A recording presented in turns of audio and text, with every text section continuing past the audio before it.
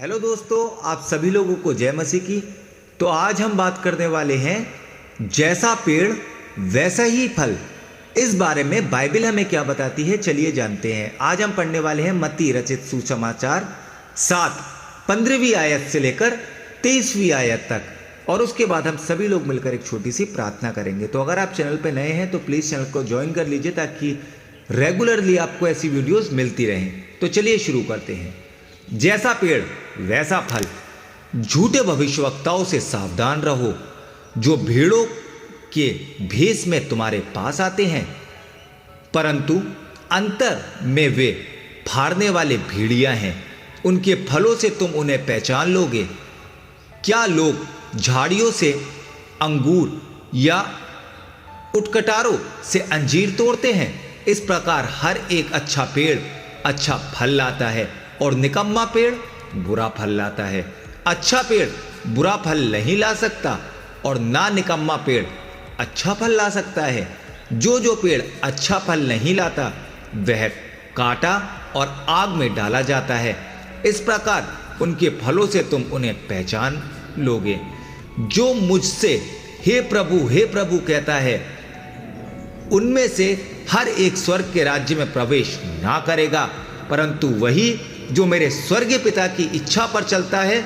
उस दिन बहुत से लोग मुझसे कहेंगे, हे प्रभु, क्या हमने तेरे नाम से भविष्यवाणी नहीं की और तेरे नाम से दुष्ट आत्माओं को नहीं निकाला और तेरे नाम से बहुत से आश्चर्य कर्म नहीं किए? तब मैं उनसे खुलकर कह दूंगा, मैंने तुमको कभी नहीं जाना। हे कुकर्म करने वालों, मेरे पास से चले जाओ। तो आप लोगों ने देख लिया कि इस बारे में बाइबल हमें क्या बताती है। तो हम सभी को ऐसे कर्म करने चाहिए कि हमारा परमेश्वर हमसे प्रसन्न हो सके। जो पवित्र शास्त्र में चीज़ें लिखी हैं उसी के अनुसार हमें अपनी ज़िंदगी को व्यतीत करना चाहिए। तो चलिए अब हम सभी लोग मिलकर एक छोटी सी प्रार्थना कर लेते हैं। धन्यवाद देना चाहता हूँ प्रभु आज के वचन के लिए जो हमने पढ़ा है।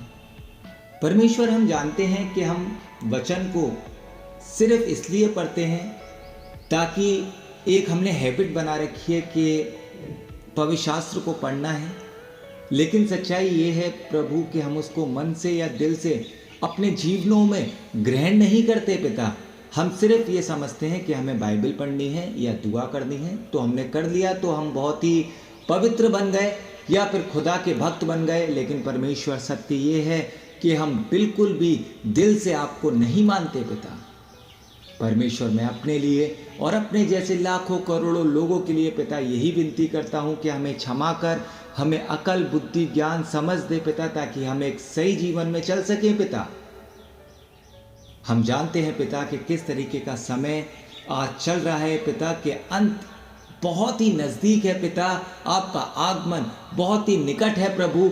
लेकिन परमेश्वर, हम जानते हैं कि पिता हम अपने मनों को बदल नहीं पा रहे।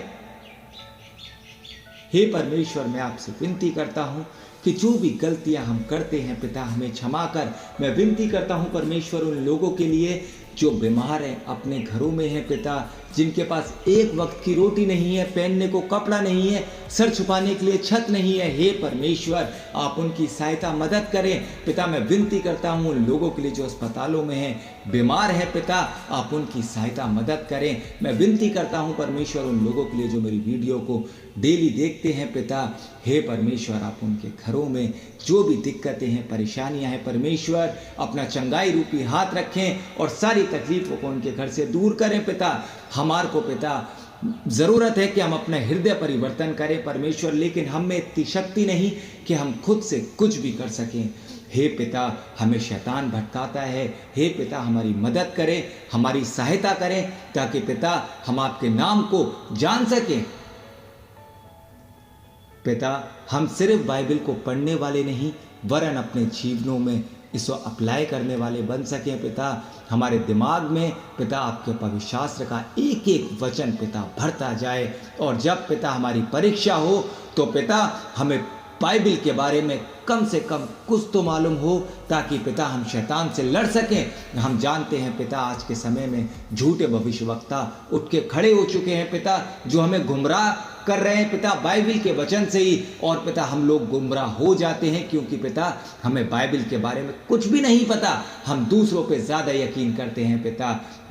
पिता हमें अपने आप पे यकीन करना चाहिए, अपने परमेश्वर पे यकीन करना चाहिए, अपने पवित्र शास्त्र पे यकीन करना चाहिए। लेकिन पिता आज हम वो सब नहीं करते। पिता हमें क्षमा कर पिता। सारी गलतियाँ, सारे पाप मैं आपके सामने मानता हूँ।